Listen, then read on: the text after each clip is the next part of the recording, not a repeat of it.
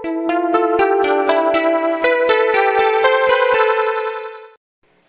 guys! Like I promised, mag-unbox tayo ng ating Nature Republic EXO Limited Edition Liptint. Ang kinuha ko is yung kay Sehun at kay Chanyeol. Kasi sila talaga yung super favorite ko, sila yung bias ko.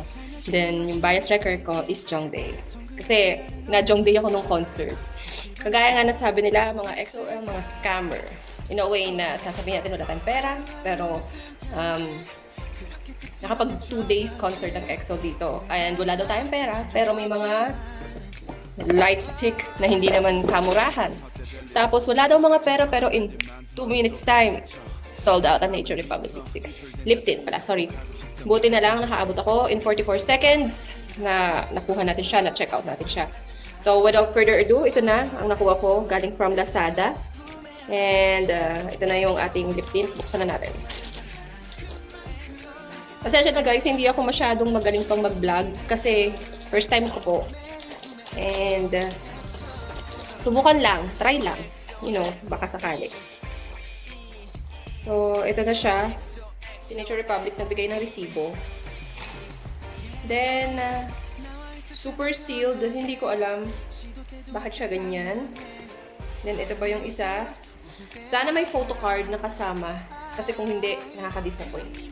Wala pala akong good thing. Pero, try na natin buksan. Naka-bubble wrap naman siya. Ito yung kay Chanyeol. Try natin buksan. Buksan na pala natin. Huwag natin itry. So, ito na yung kay Chanyeol na lip tint ng Nature Republic. Tapos, ano kaya itong nasa... Siguro ito yung photo card. Hindi naman magandang presentation, guys. Nakabalot ng karton. Oh, even so. Ang cute! Meron siyang ganito. Then, ito si Chanyeol. Then, may EXO lip. Sana kung tunay niyang lips to, di ba? Bakit hindi? Sana kung totoong lip mark niya. Ito na siya, photo card ni Chanyeol. Tapos, may thank you. You made our day. We hope to make yours. We appreciate trust and patronage. Ito lang siya. Ito na siguro yung 445, guys. Ito na yung 445. Then, balik natin. Yung kay Sehun naman ang buksan natin. Kay Sehun na. Hindi ko nga alam eh. Sana mas ginandahan nila yung packaging nila. Sana mas ginandahan nila yung presentation nila. Kaya ng mga nakikita ko sa iba. Kasi hindi naman biro-biro yung 445. Lalo na sa mga baby EXO-Ls namin, ng mga students na nag-iipon pa from their baon, nag-sideline. Yung isang kasama ko guys sa concert is 15 years old. Then nag-ipon siya para makapili ng ticket. Diyan ad lang kaming dalawa kasi biglaan naman ang announcement ni Ina. Diyos kong rumor pa lang tapos ayan na. Vampire-ish yung kay Sehun. Sobrang pula. Tapos tint na tint siya. Hindi ko alam kung bakit kay Chanyeol parang creamy. Creamy yung dating. Yung kay Chanyeol, yung kay Sehun parang watery. Yung parang lip tint lang talaga. Yung kay Chanyeol parang lip cream. Pero try natin. Mamaya. I-apply natin para makita nyo. Tapos itong karton, yung pakarton nila. Silyado din naman. Teka lang guys. Sorry, hindi ako nakapagdala ng bulletin. Ito yung picture ni Sehun. Wala siyang ibang kasama, kundi ito. Nakatagilid si Sehun ang makning natin. Then mayroon din. So, ayun pala ang firma niya. Ganyan. Ngayon, ayun lang. Try na natin ngayon yung pala tanggal ko muna akong sobrang nipis na lipstick. Unahin natin yung kay Chanyeol. Lapit ako guys.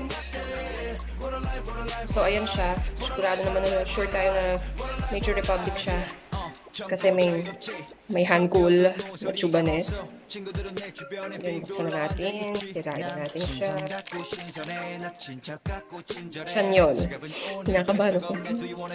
Ang saya-saya. Oh, parang feeling ko ano siya talaga, cream.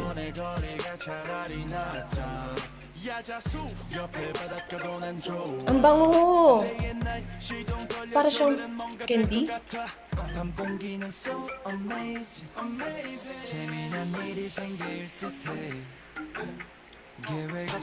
Ang light lang niya sa pakiramdam. Masarap siyang kainin. Lasa siyang pili. Gawin natin yung ombre, yung makulay yung gitna. Try naman natin yung kay Sehun. Watery din siya. Tint lang din pala yung kay Chanyeol. Hinala lang ako. Then ito yung kay Sehun. Try din natin siya. Lagay natin siya dun sa gitna. Yung kagaya ng ginagawa ng mga Koreano ngayon dahil mas dark yung kay Sehun. Yung parang ano lang, nagdugulang yung gitna. Ay! Hindi siya nag-blend ng ganda. Even so. Ito parang strawberry yung amoy. Yung kay Chanyeol parang bubblegum. Sumawari. Basta yun. So, ito na yung guys. Pasensya na. Pero pag nakaluwag-luwag si Uni, sinuna nyo, ibibili ko kayo. Pag nakaluwag-luwag, hindi ko pa pinapromise. Pag naka-LL ako, bibili ko kayo. Pag nag-restock sila, paparakol ko na lang para fair sa lahat. Sige guys, thank you sa panonood ng aking first vlog. Sana ma-edit ko to na maayos. At sana mag-subscribe kayo sa channel ko. Ang mga susunod kong i-feature is ano ba?